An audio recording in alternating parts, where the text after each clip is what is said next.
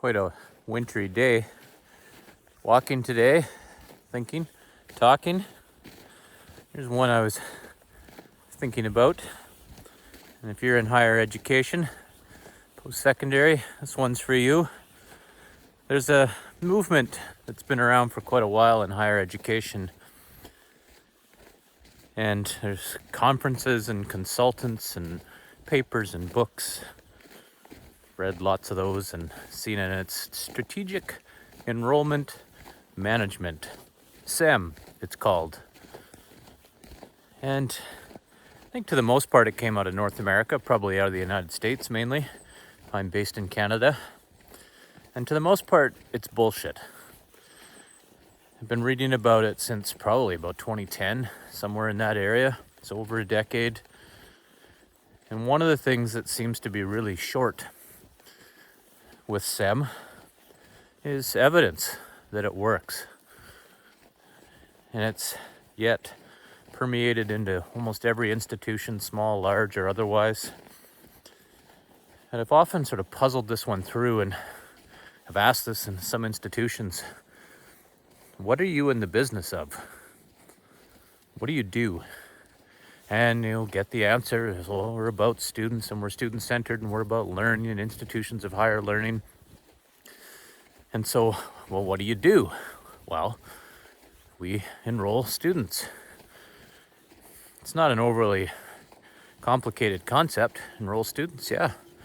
And institutions are dependent on tuitions. There's conversations going on right now in Canada about creating legislation to protect institutions from going into bankruptcy. There's some lunacy.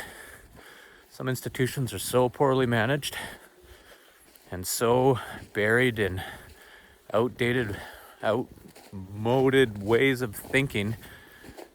Strategic enrollment management, at least from what I've seen, maybe someone's got some evidence and some miracle stories that they could send along. It's bullshit. If you just do your business well, which is enrolling students, then you don't need to come up with a strategic enrollment management plan and produce all the data and put all the pressure on the data analyst to produce this data and that data. Just do your business well. And I see institutions getting engaged in developing these strategic enrollment management plans. But quite honestly, try and get service. It sucks. High staff turnover because staff trying their darndest in some of these departments, trying to provide service. But they're constrained into tiny boxes and unable to do their work or their job a lot of times because of absolutely ridiculous bureaucratic constraints, largely based on the principle of, well, we've always done it this way. Well, it's not going to fly anymore. Times have changed quite dramatically. Student generations are changing. Institutions are not changing so much.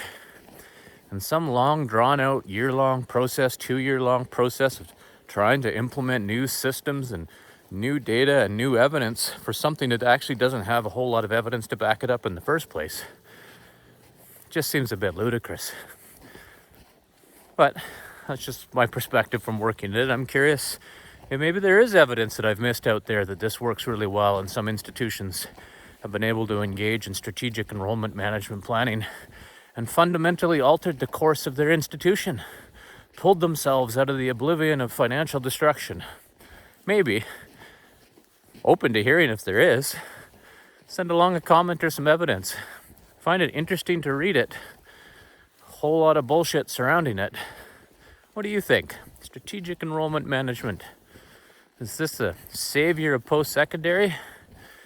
Or on the other end of the spectrum, a rather steaming, humid pile of bullshit? Let me know. I'm curious.